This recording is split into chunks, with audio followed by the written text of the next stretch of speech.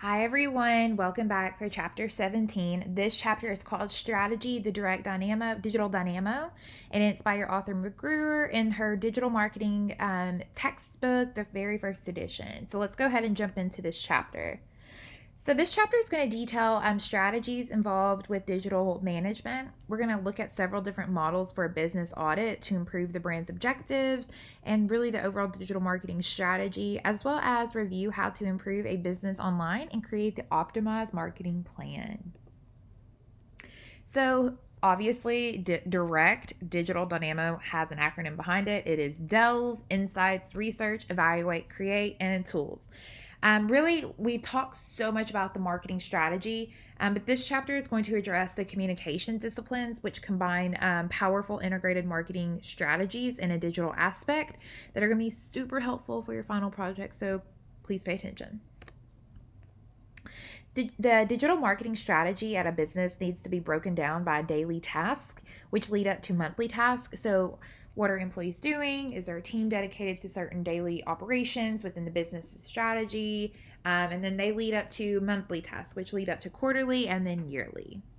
The author states that businesses need to be able to collect the information required to complete the brand's own digital marketing strategy using the direct digital dynamo. Part of the process incorporates the strategy into the business's actual marketing plan, which should then draw from the overall business plan and goals. So you have your digital marketing plan. You can also have a marketing plan overall. And then that would actually incorporate to, if you're at a larger company, it probably incorporates into your overall business plan and goals. So, strategy step one in this whole digital dynamo would be the delve. And this is the first stage, which is performing an overall audit for all communication channels and online visibility. The delve into the business's digital marketing effectiveness is to get an accurate benchmark where the brand is currently at and what it needs to be doing to achieve its digital marketing goals. These activities are really helpful when you're forming the basis of content for a business, situational analysis, that when marketers are going to create a plan. The SWOT analysis. So here are some of the digital audits that are popular, and I know you know what a SWOT analysis is. We are going to look at it. There is the TOWS analysis, the PESTLE marketing audit, and the 7Ps model. We're going to look at all of these in pretty in-depth detail. So SWOT, which you have probably heard over and over and over and over, it stands for strengths, weaknesses, opportunities, and threats. The SWOT was invented in the 1960s by a management consultant named Albert Humphrey, and it's really just used to see what the strategy in the business project is when auditing and analyzing. So you're going to obviously, I know you know what it is, but you're taking the business's strengths, and in this scenario would be your digital marketing strengths. What are the weaknesses? What are your competitors doing? Where are your opportunities at, and what are the threats? The towels. So this is really cool. It's a variant of the SWOT, and it was developed by Heinz Wersch, an international business professor. The towels would be used for after creating a SWOT. So your strengths and weaknesses are internal factors, and opportunities and threats are external factors. The four towel strategy would be looking at your strengths and opportunities, which is the SO. So if you see right through here, SO, strengths, opportunities, these are helpful. They use the business's strengths to exploit opportunities. Weakness opportunity, WO, to mitigate weaknesses and exploit opportunities. These are external. Harmful. So you would be looking at what you could be doing. Strengths and threats, to exploit strengths to overcome any potential threats. This would be your ST, so it would be helpful external. And finally, you have weakness and threat, WT, which is to minimize any weaknesses to avoid possible threats. So those are all of the towels, and you would just take those down into the block to understand where you might have potential threats. How can you avoid those threats? What are your strengths and the opportunities that can be combined to be helpful? The PESTEL model is very useful for identifying economic factors that will affect a decision of a company. So in PESTEL, the acronym stands for political factors, economic factors, social factors, technological factors, environment factors, and legal factors. And I won't go into each detail, but you do need to know these. If you took my fundamentals of marketing, you would, or distribution, you would actually know that pretty well by now. This marketing overview, the marketing audit, is an overview of the internal factors assessing levels of the internal communication. There are 6 areas in an audit to look at, which would be environment, strategy, organization, systems, and productivity. And then the final audit that you would look at for a digital marketing plan would be the 7 Ps model. And this is a critique of a marketing mix. So this was created by Jerome McCarthy in 1960. And the model helps evaluate and reevaluate business activities and what is all going to be encompassed. So the company uses the 7 Ps model to set objectives, conduct a SWOT analysis, and undertake competitive analysis. Here are the 7 Ps. So you have price, place, product, promotion, process, people, physical evidence, and sometimes there's an 8th P, which is productivity. It does not make sense as to why they call it the 7 Ps when there's really 8. But this also goes into the 4 Ps of marketing, but you're taking it into more of a digital aspect. So go through those definitions and see what, if I know you probably are familiar with price, place, product, and promotion, but process, people, physical evidence, and productivity are actually more factors that you're not used to.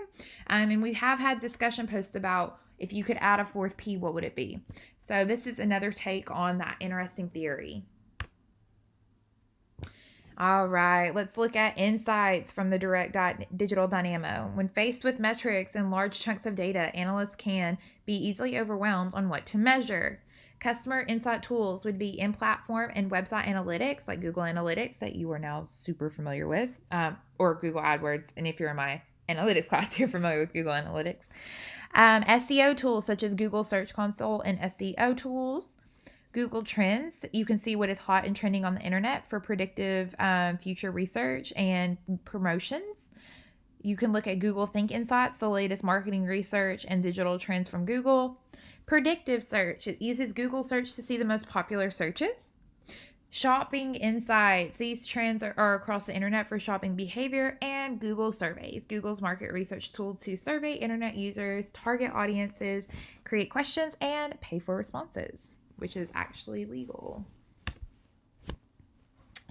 Step 2 on insights is a business's research needs to include external insights, which would be competitor research. That is so important.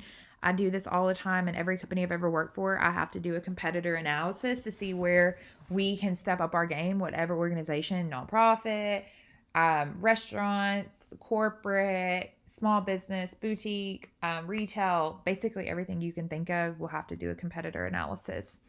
And this is also going into internal data sources. So this would also be reviewing insights from reports from customers and prospect research. Processes of understanding an organization's market would be drawing conclusions from primary and secondary research.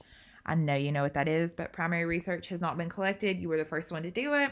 Whereas secondary research has already been produced. These are going to be your articles and journals that we look at throughout the semester, something that's already been physically captured. There are 2 methods of research that an analyst can use for collecting data for primary research. There is qualitative and quantitative. Qualitative are used for gaining an understanding of underlying reasons, opinions, motivations, and they are typically a smaller sample, whereas quantitative research is used to quantify attitudes, opinions, and behavior from a larger sample. The third step in the digital dynamo would be research. After you find your findings from a SWOT analysis, you need to review and continue to research the broader picture outside the business and the competition. You would then also need to examine the competition's consumer trends, their insights, and new technologies and tools. You may want to develop your own tools or be more advanced in their new invention coming out. Apple and Samsung are always competing. I'm very partial to Apple, but Samsung does have like awesome features as well on their phone, and they're always competing with each other.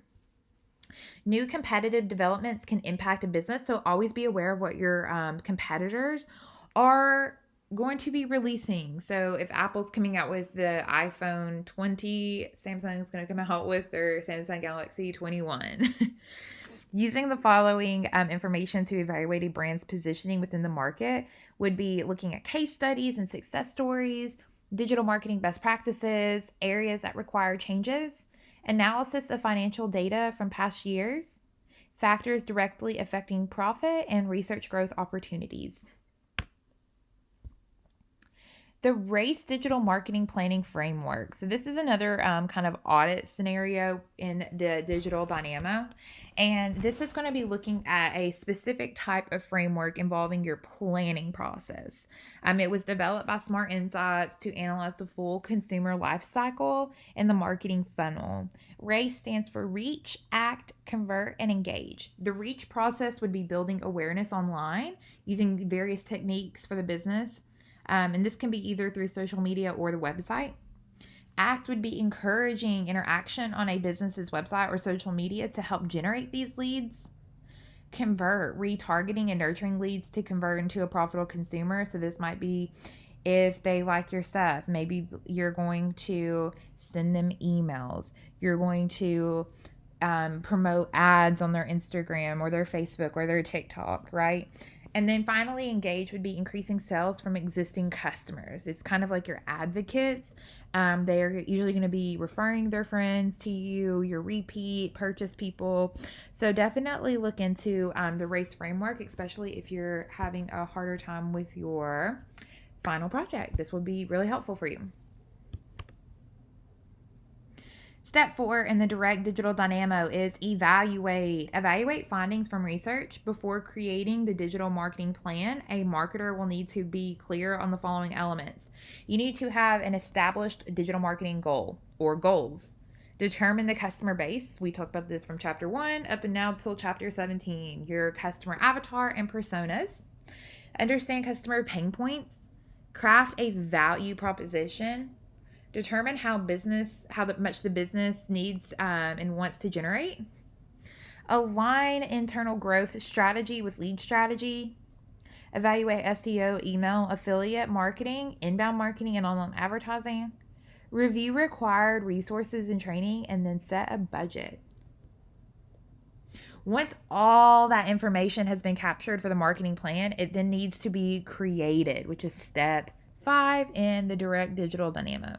A digital marketing plan would include short, medium, and long-term business goals, strategies to achieve these goals, channels to use. Are you using Instagram, TikTok, VSCO? Where are you going? Who is your person? An action plan, investment and budget. A lot of people will invest minimal money when you can invest a lot, and your ROI will probably increase. You'll get that money back. And finally, timing and the roadmap. When are you releasing these promotions or information? How is it going to go up? What is happening with your competitors when they're releasing a product? What are you doing to compete with this? There is another digital marketing plan model, and it's called, I'm going to mispronounce it, SOTAC marketing model, and it assists in planning marketing strategies for organizations. It stands for situation, objectives, strategy, tactics, action, and control. And really, it's just kind of doing a question when you're thinking about situation. Where are we now? What situation are we in? Is it coming up on the holiday season? What's happening? So if it is holiday season, what objectives are we wanting to be doing? What do we need to do? How do we do it? And then strategy says, well, how do we get there? If it's coming up on like winter holidays, what promotions are we going to be doing? So tactics, how exactly do we get to that spot? What is our action? What is our plan? And then control, did we get there? So the control is so critical. A lot of people do not go back and look at that. It is important to document all of your sales, all of your revenue, the visits on everything on digital marketing, especially because when you go back next year to see, okay, what worked, what did not work? How are we improving? Are we decreasing? What is happening within our business in an online environment? That is so important to document.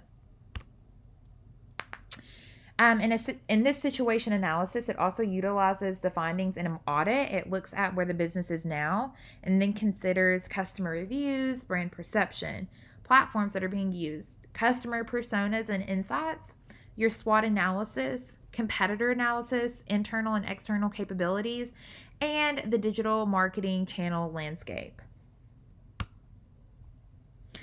The objectives within this model are also what's called the SMART goals. We've talked about this several times, but SMART stands for specific, measurable, attainable, relevant, and time based goals. I've worked at a couple of corporate retail structures, and I will say SMART goals are super important. If you can somehow tie that into like your resume, your cover letter, maybe not mention SMART specifically, but kind of use those words like specific. I want to be able to have measurable blah blah blah. I want to attain da da da. This is relevant because I did this in a certain amount of time. Those are very important. So, if especially if you're going to a corporate level, definitely include that in somewhere in your cover letter or resume. The 5 P's around goal setting would be sell, speak, serve, save, and sizzle. I love that. I think it's really important. Sell would be growing your sales.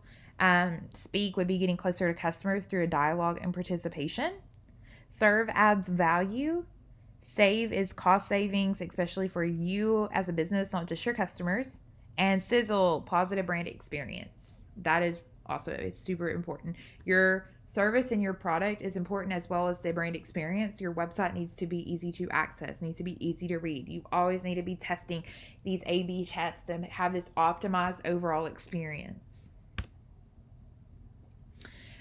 Also, in the strategy, you will look at how to fulfill objectives through segmenting target audiences, positioning, and using the 7 P's or 8 P's in the marketing mix to focus on your brand objectives. So, like, how do your products and services how are they being developed? How are you reviewing your possible pricing and your competitive strategies?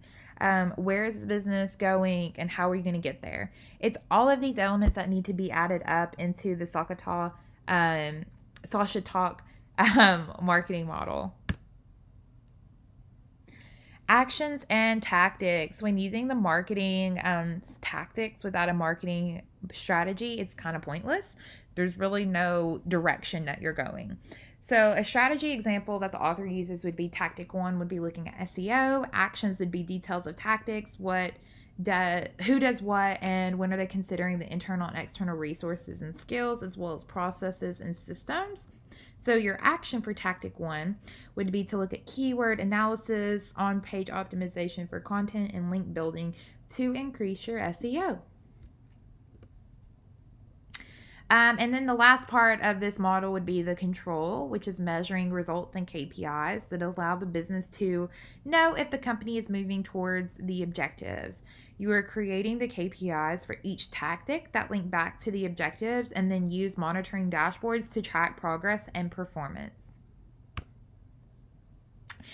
And then we have step 6, the last piece of the direct digital dynamo, which is tools. So throughout the chapter, we've had a lot of terminology, models, what audits need to be included within your digital marketing plan. The next slide is going to review the overall cost in the glossary that we've kind of covered. So organic SEO or social media, these are free resources involved internally and externally with a business. Paid advertising and the pay-per-click, which is paid advertising and pay-per-click. Email marketing, it is free, but email marketing platforms may actually have a cost. So to send the email, it's not expensive, but if you're designing it, it might have a price. We've used Canva at this point. You can actually pay for images and photos, which would have a very small minimal cost, but the email itself would be free.